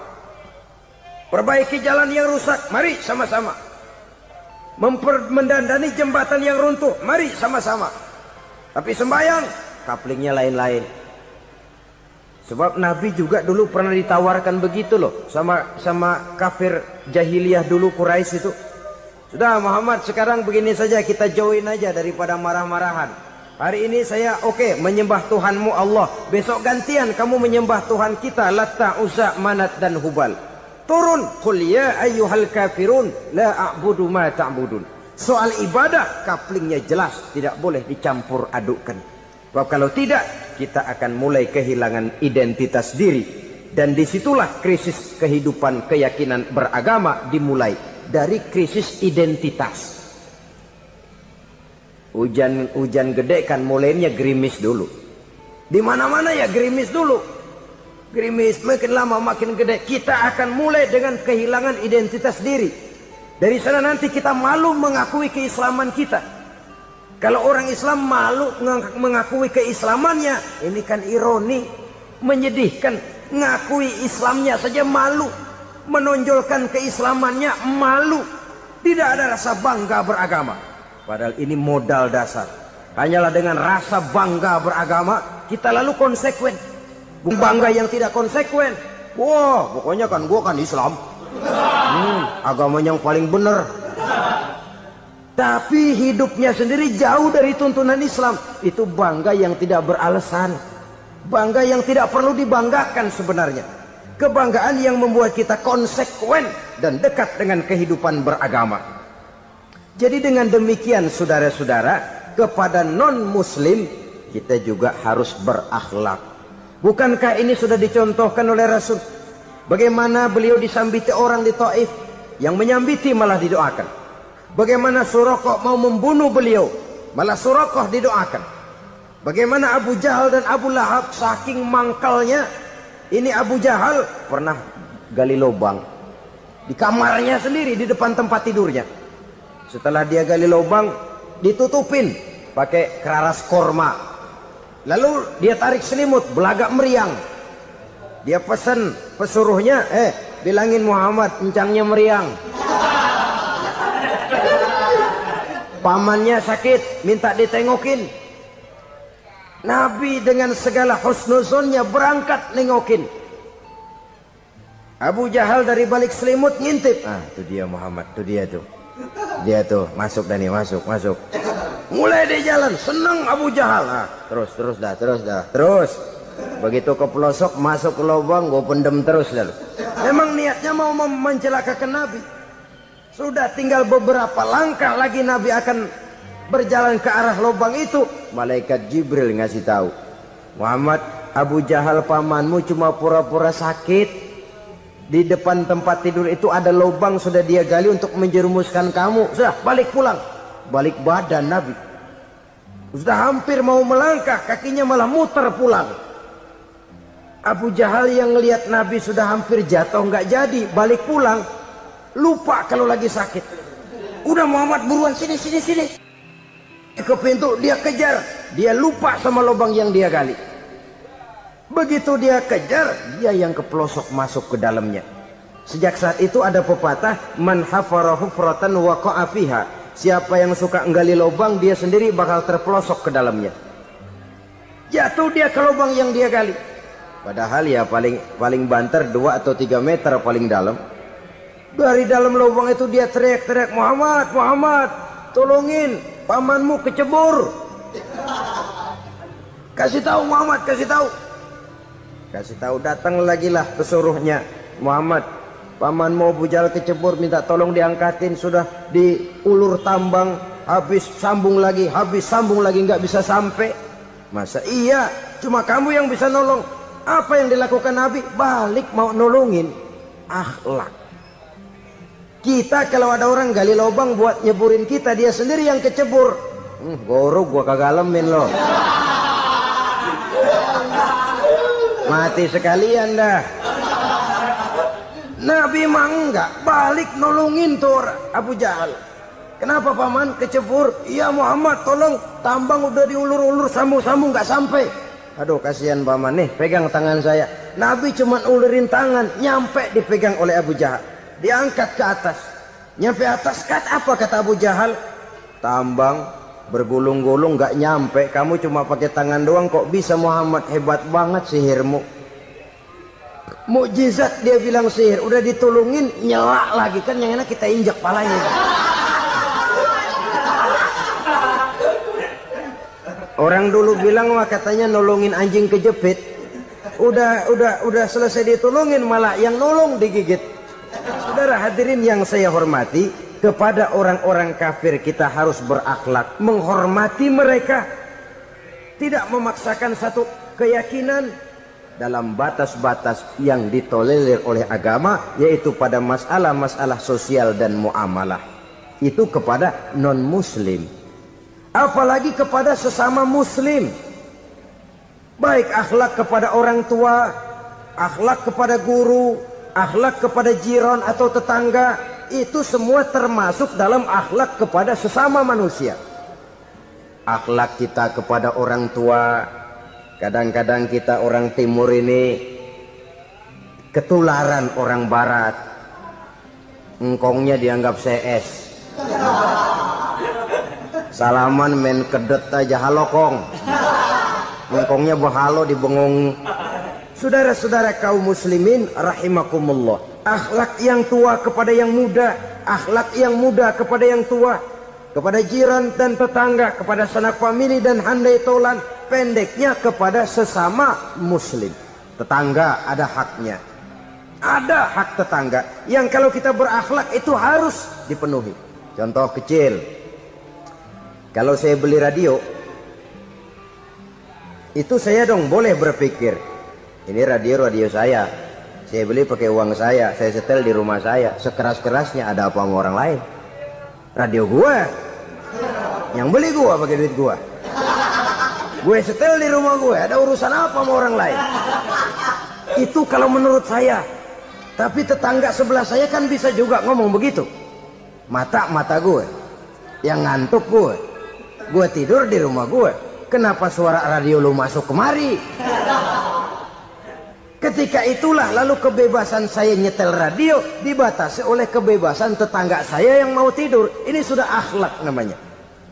Umpamanya lagi ada Nabi ajarkan, iza tobakhta maraqatan fa'akthir ma'aha wa ta'ahad jiranaka. Kalau kamu masak sayur, banyakin kuahnya, bagiin tetangga kamu. Bukan bagiannya itu yang jadi soal, tapi akhlak kepada tetangga. Udah tahu tetangganya kelaparan, diseksa, goreng ikan asin, se-RW baunya ngayap, kembang kempis orang nungguin. Saudara hadirin ma'asyiral muslimin rahimakumullah. Jadi dengan demikian, kalau sudah kembali kepada orang-orang yang nilai imannya sama dengan kita, apapun organisasinya, apapun baju yang mereka pakai, kaos yang mereka pakai, jaket yang mereka pakai, kalau sudah seakidah, seiman, jaga akhlak kita. Pendapat boleh berbeda, kaos boleh tidak sama, jaket boleh beraneka warna, bendera boleh beragam-ragam, tapi ukhuwah Islamiyah ini utamakan. Adalah lebih baik mencari persamaan dalam kehidupan dan bukan memperbesar perbedaan. Hanyalah dengan mengembangkan nilai-nilai akhlak semacam ini, toleransi tidak hanya diperlukan kepada yang non-muslim, kepada sesama muslim pun toleransi. Artinya apa? Jangan memponis amalan orang lain. Yang usoli, yang tidak usoli, berjalanlah menurut keyakinannya masing-masing. Jangan lalu memponis, itu namanya nggak toleransi. Kamu nggak pakai usoli ya? Enggak. Brengsek. Kamu pakai usoli ya? Iya. Bidah. Lah dua-duanya kagak yang benar. Kalau yang sembahyang kagak benar, bagaimana yang kagak sembahyang? Apa itu yang benar? Toleransi, setuju dengan perbedaan pendapat, jangan memponis amalan orang lain. Karena kita hanya beramal, hak menerima adalah Allah Subhanahu wa ta'ala. Jangan sebentar-bentar mencap bidah, dolalah, finnar, neraka. Kayaknya neraka kapling orang tuanya kali. Gampang bener masukin orang ke neraka. Kita kadang-kadang bisa toleransi dengan orang luar, tapi kepada sesama muslim toleransi tidak sanggup kita adakan.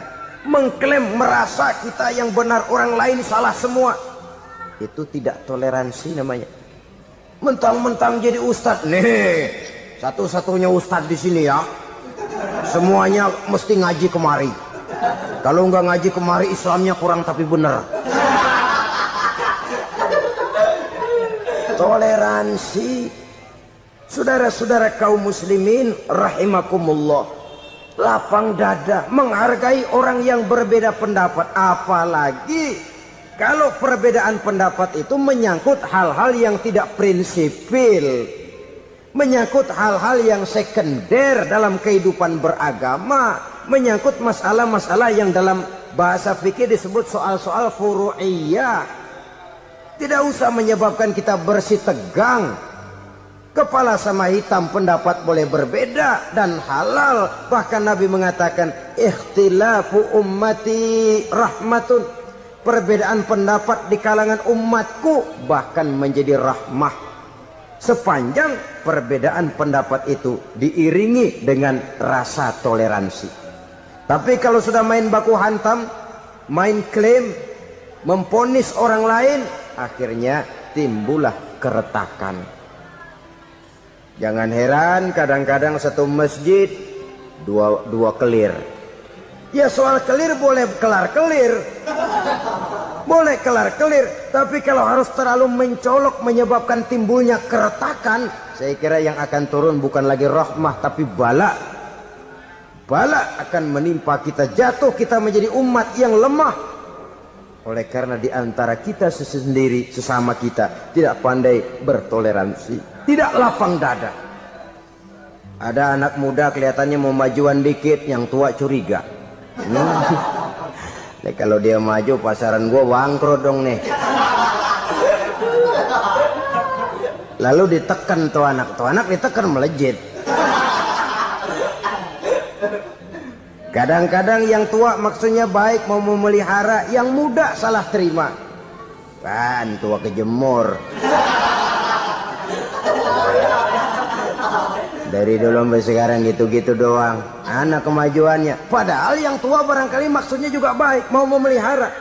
Sebenarnya kalau kita bisa mencoba mencari titik temu dengan alur komunikasi, tidak merasa diri yang paling benar, tapi toleransi, boyak menerima pendapat orang lain, setidaknya mau mendengar omongan orang. Yang susah kalau udah kena penyakit nggak mau ngerti omongan orang, nggak mau nerima pendapat orang. Kodok di kolong tempayan, cukeng kayu asem, asal ijo udah ijo aja ijo dah. Nggak ngerti omongan orang, yang kayak begini yang orang jadi kesandung. Oleh karena itu saudara-saudara, alangkah nikmatnya kehidupan ini apabila kita menyadari kita ini ummatan wahidah, satu umat yang satu, yang diikat dengan akidah. Kalau kepada yang non muslim saja kita diajarkan untuk berakhlak, apatah lagi kepada yang seiman, seakidah, sekeyakinan. Wajarkah perbedaan pendapat yang kecil-kecil lalu menyebabkan kita bertolak belakang, cerai-berai, centang perenang?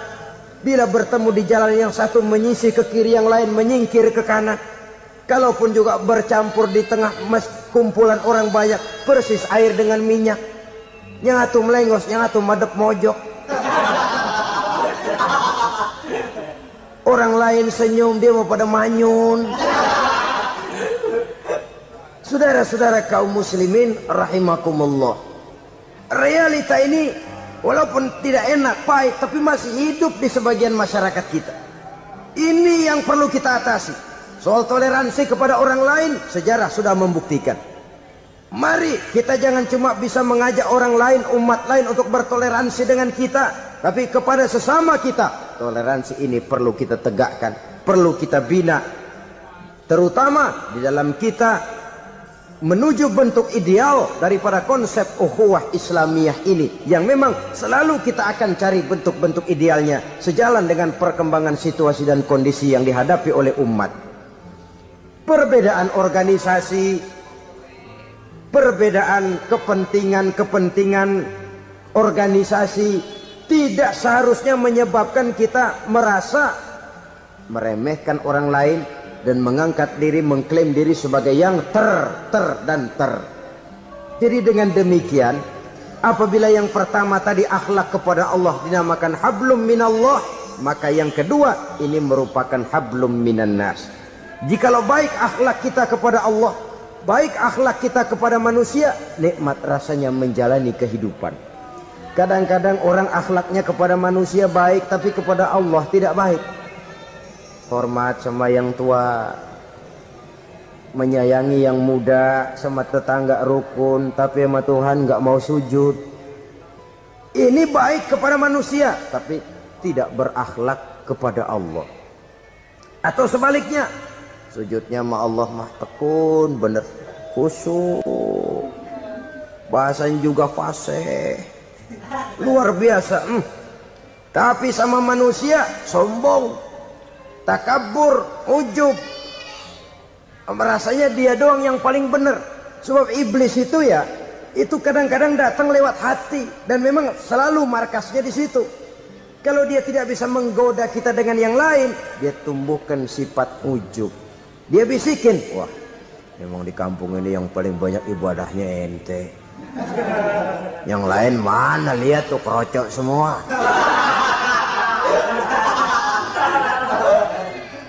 Lalu di hati orang itu tertanam sifat iya ya. Nah, tatkala iya ya, dia sudah terkena serangan iblis. Akhirnya apa? Orang lain diremehin. Asalnya kagak mau sembahyang aja diajak salaman udah najis aja dah. Ketemu juga mukanya ditekuk 4. Akhirnya bukan ngajak malah ngenyek, ngina. Lah orang dihina makin jauh, makin tidak tersentuh. Bukan cara itu yang diajarkan oleh Rasul. Bahwa orang tidak mau sholat, tugas kita mengajak. Soal dia tidak sholat, ya itu dosa dia kepada Allah. Saudara-saudara kaum muslimin, ujub disuntikkan oleh iblis ke dalam hati kita. Sujudnya kepada Allah benar, tapi akhlaknya kepada sesama manusia. Merasa paling benar sendirian, merasa orang lain salah semua. Pokoknya kalau di luar lingkungannya udah kagak bener aja udah bahaya. Saudara-saudara, ini juga penyakit yang disuntikan oleh iblis. Sebab iblis itu tipu dayanya luar biasa, strateginya lihai. Makin tinggi kualitas iman, ya makin berat upaya iblis untuk menjerumuskan kita. Karenanya saya mengajak, marilah kita bertoleransi. Baik kepada non-muslim, lebih-lebih lagi kepada sesama muslim yang kebetulan berbeda baju, berbeda kaos, berbeda organisasi, lain bendera yang dibawanya. Tapi toleransi mari kita canangkan. Kita terikat oleh ukhuwah Islamiyah. 2. Yang ketiga, akhlak manusia kepada makhluk Allah lainnya di luar manusia. Saudara-saudara, dengan berakhlak kepada Allah, berakhlak kepada sesama manusia, berakhlak kepada makhluk Allah di luar manusia, baik flora maupun fauna, maka mudah-mudahan akan terciptalah satu ekosistem, satu lingkungan hidup yang membuat kita nikmat menjalani kehidupan ini. Inilah saja yang kita bicarakan pada pertemuan kali ini. Marilah kita membina nilai-nilai akhlak walaupun berat tantangannya. Sungguh lebih baik rakyat rendah yang berakhlak tinggi daripada pejabat tinggi yang berakhlak rendah. Karena nilai manusia pada akhirnya ditentukan oleh akhlaknya itu.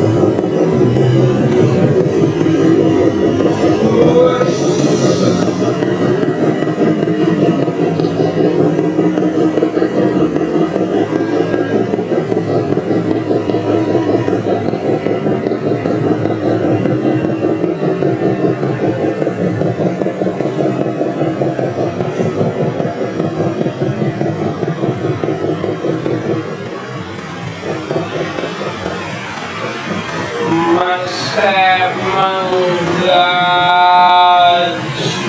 belajar.